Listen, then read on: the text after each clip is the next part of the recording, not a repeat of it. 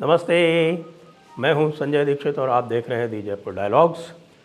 राष्ट्रवादियों के महाकुंभ में 4 और 5 नवंबर को आप आ रहे हैं या नहीं? अवश्य आइए। रजिस्ट्रेशन का लिंक नीचे दिया हुआ है, उसको क्लिक कीजिए और रजिस्टर कीजिए और स्क्रीन पर दिए हुए QR को स्कैन करके हमें सहयोग भी कीजिए। इस समय पाकिस्तान की क्रिकेट टीम का भारत में अभूतपूर्व स्वागत किया जा रहा है। जी हाँ, BCCI द्वारा किया जा रहा है। हमारे जो अलग अलग स्थान हैं जहाँ पाकिस्तानी क्रिकेट टीम खेल रही है, वहाँ समुदाय विशेष द्वारा किया जा रहा है। और ख़ास तौर से BCCI को तो कहेंगे कि भाई हैट्स ऑफ, जिस प्रकार से आप इस पाकिस्तानी क्रिकेट टीम के आगे बिछे हैं, जिसके सारे के सारे जो क्रिकेटर हैं वो मन में जिहादी मानसिकता लिए घूम रहे हैं, वहाँ जाकर नमाज़ पढ़ते हैं खुले में। खैर चलिए, नमाज़ पढ़ ली उन्होंने। बाकी उनके जो वक़ार यूनुस टाइप के लोग कहते हैं कि भाई देखिए, हमने तो फतेह कर लिया हिंदुस्तान, हमने वहाँ खुले में नमाज़ पढ़ के हिंदू कंट्री में ये दिखा दिया कि भाई अल्लाह अकबर, कि जो कुछ है वो अल्लाह ही है, बाकी सब जो है वो किसी भी तरह से पूजा के, इबादत के योग्य नहीं हैं। क्यों? क्योंकि उनकी आयतुल कुर्सी यही कहती। और यहाँ साहब क्या हो रहा है कि हमारी बच्चियों को इन जिहादियों के सामने डांस करवाया जा रहा है। ऐसा लग रहा है कि ये पता नहीं कौन से पुराने नवाब आ गए हैं जिनके सामने हमारी बच्चियाँ मुजरा कर रही। जी हाँ, यही हुआ अहमदाबाद में। अहमदाबाद में जब यहाँ ये पाकिस्तान की टीम पहुँची तो होटल में दोनों तरफ से लाइन लगा के बच्चियों को इनके सामने डांस करवाया गया। और ये मुस्कुरा रहे थे, जो कुटिल मुस्कुराहट थी वो देखने में आ रही थी। उसे देख के साफ लग रहा था, ये कह रहे थे हाँ ये है ये काफिर और ये है हमारा माले गनीमत। इमरान खान के पुराने इंटरव्यू ज़रा देख लीजिए कि किस तरह से वो भारतीय महिलाओं के प्रति अभद्र भाषा का उपयोग करता था। वो तो था भी जिगोलो, आपको पता ही है। तो ये BCCI को क्या हुआ है, हम ये पूछना चाहते हैं। BCCI ने एशिया कप में पाकिस्तान में जाने से फिर क्यों मना किया था? उस समय यह एक्सक्यूज़ ली गई थी, एक्सक्यूज़ ही कहेंगे, अब तो ऐसा ही दिख रहा है कि ये एक्सक्यूज़ ही थी। तो BCCI ने ये कहा था साहब हम एशिया कप नहीं खेलने जा सकते क्योंकि ये लोग जो हैं ये हमारे यहाँ आतंकवाद फैलाते हैं, हमारे कश्मीर में आकर हमारे वीर जवानों की हत्या करते हैं, इसलिए हम इनके साथ नहीं खेलेंगे और इनके यहाँ तो कतई नहीं खेलेंगे। एशिया कप खेलना है तो न्यूट्रल वेन्यू पर खेलेंगे, हम पाकिस्तान नहीं जाएंगे। ये बात कही गई थी। तो भाई जब ये बात कही गई थी तो क्या अभी अभी कुछ ही दिन पहले इन्हीं आतंकवादियों ने, इनके ही TRF ने, जो कि जैश का एक फ्रंट है, उसने आकर हमारे एक यूनिट कमांडर, एक कर्नल, एक मेजर, एक डिप्टी सुपरिटेंडेंट ऑफ पुलिस और उसके अलावा 2 और जवानों की हत्या नहीं की क्या? उसके लिए BCCI जो है वो चुप रहेगी और ये कहेगी कि नहीं, हम तो इनको हैदराबाद में होस्ट करेंगे, क्योंकि हैदराबाद में जो है वहाँ पर OIC साहब जो है वो इनके लिए इंतज़ाम कर देंगे कि साहब की इनका खैर मकदम हो सके और इनकी हौसला अफजाई हो सके और वहाँ पर पाकिस्तान जिंदाबाद के नारे लग सके। इसलिए इनको हैदराबाद में पहले 2 मैच खिलाए गए थे। क्यों? BCCI की शेड्यूलिंग जो है इसीलिए की गई थी इस तरह से कि इनको बड़ा होमली एटमॉस्फेयर मिले वहाँ हैदराबाद में, और वहाँ पर इनका जो प्रेजेंटर है वो ये कहे कि भाई जीतेगा, भाई जीतेगा, पाकिस्तान जीतेगा। अहमदाबाद में भी यही कहोगे क्या?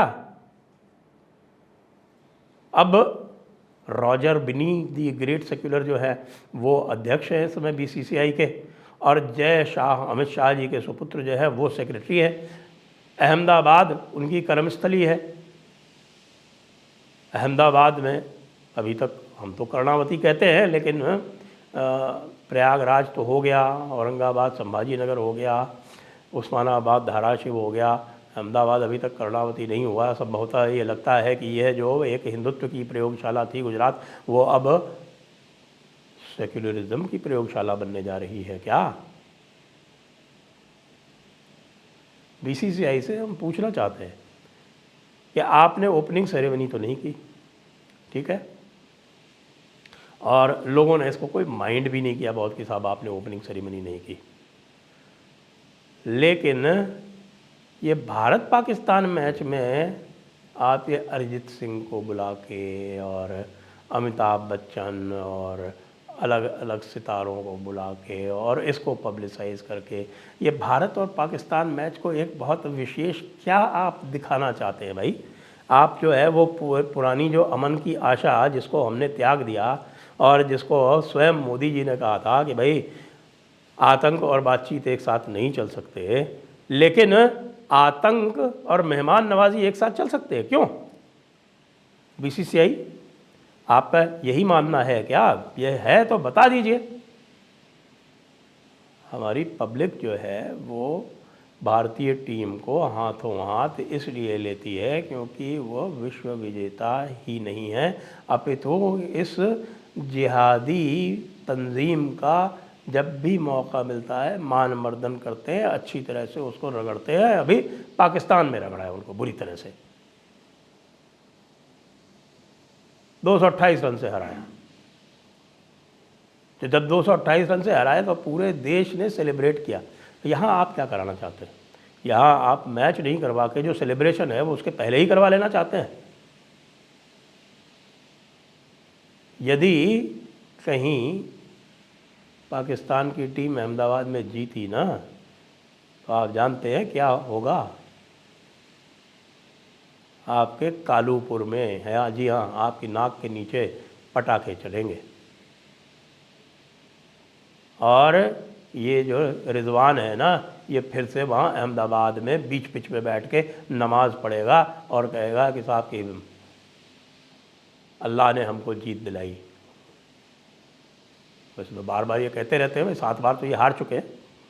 7 बार जो है वो हर बार जो है वो बिस्मिल्लाह और रहमान रहीम करके ही इन्होंने बात की थी शुरू, जब भी इन्होंने बात की थी, लेकिन उससे कोई अंतर नहीं पड़ा, क्योंकि खेल खेल है। हम तो खेल खेल के हिसाब से खेलते हैं ना, लेकिन ये तो खेल में भी जिहाद करते हैं ना। खेल जिहाद भी इनके लिए एक अलग तरह का जिहाद है। और इन जिहादियों, ये जो मुजाहिदीन हैं, ये जो इस्लाम के मुजाहिद के रूप में आए हैं यहाँ पर, और कहने में कोई गुरेज भी नहीं करते। अभी इनकी जो एक प्रेजेंटर आई थी उसका भी आपको पता है, जिसको बाहर भेजा गया, ज़ैनब अब्बास, उसने हिंदुओं के प्रति, हिंदू धर्म के प्रति, काली माता के प्रति कैसी कैसी आपत्तिजनक बातें की थीं, लेकिन उसको डिपोर्ट नहीं किया गया जैसा बताया जा रहा है। उसको तो हमारे यहाँ ही एक वकील साहब थे, विनीत जिंदल साहब, उन्होंने ही कोर्ट में केस कर दिया। डर गई वो कि कहीं हम गिरफ्तार ना हो जाए, तो भाग गई दुबई। आईसीसी ने ही उसको विड्रॉ कर लिया। लेकिन बीसीसीआई जो है वो सर के बल गिर रही है इन जिहादियों के सामने। ये बिल्कुल समझ में नहीं आता। समझ में इसलिए नहीं आता क्योंकि एक ऑफिशियल लाइन ले रखी है कि हम पाकिस्तान से बायलैटरल सीरीज़ नहीं खेलेंगे। ये बीसीसीआई का ऑफिशियल स्टैंड है कि हम बायलैटरल सीरीज़ नहीं खेलेंगे। अब मल्टीलैटरल जो इवेंट्स होती हैं आईसीसी की, उसमें खेलना मजबूरी है, क्योंकि यदि आप मल्टीलैटरल इवेंट में नहीं खेलेंगे तो आप बगैर मतलब इनको ही आगे बढ़ाएंगे एक मैच कंसीड करके, जबकि मैच आप जीत सकते हैं। तो मल्टीलैटरल इवेंट में आप खेलते हैं तो खेलते इसलिए कि आपकी मजबूरी होती है। अब उसी मजबूरी को आप एक गैला इवेंट बना के प्रेजेंट करें, तो भाई जय शाह जी, रॉजर बिन्नी साहब और धूमल साहब, जी हाँ, हमारे अनुराग ठाकुर जी के जो भाई साहब है वो ट्रेजरर है इस समय। तो पूरा का पूरा जो बीसीसीआई है वो बीजेपी के हाथों में है। तो ये जो हिंदुत्व की प्रयोगशाला थी गुजरात, उसको अब क्या सेक्युलरिज्म की प्रयोगशाला के रूप में परिवर्तित कर दिया गया है। इसका उत्तर तो फिर भारतीय जनता पार्टी को ही देना चाहिए, क्योंकि ये दोनों जो हैं वो भारतीय जनता पार्टी के जो बड़े लोग हैं उनके रिश्तेदार हैं। डायनेस्टी मोदी जी ने समाप्त कर दी। कहाँ से? राजनीति से। लेकिन डायनेस्टी राजनीति से समाप्त करके और उसको बीसीसीआई में ले आए, और जो बीसीसीआई में जो डायनेस्ट बैठे हुए हैं वो जो हमारे देश की जो भावना है उसके सर्वथा विपरीत कार्य करेंगे। हमारे जो सैनिक मारे जा रहे हैं इन जिहादियों के द्वारा, इन मुजाहिदीन के द्वारा, इन नामाकूलों के द्वारा, उनकी लाशों पर आप उत्सव मनाएंगे इनके साथ में। हमें ये मेहमान के रूप में भी स्वीकार नहीं है, मजबूरी के रूप में हमने इनको स्वीकार किया है। और उनका वो जो ज़का अशरफ है जिसने कहा कि हम दुश्मन मुल्क में खेलने जा रहे हैं, उसको आपने इनवाइट करके उसको आप अहमदाबाद में इंडिया पाकिस्तान के मैच में होस्ट कर रहे हैं।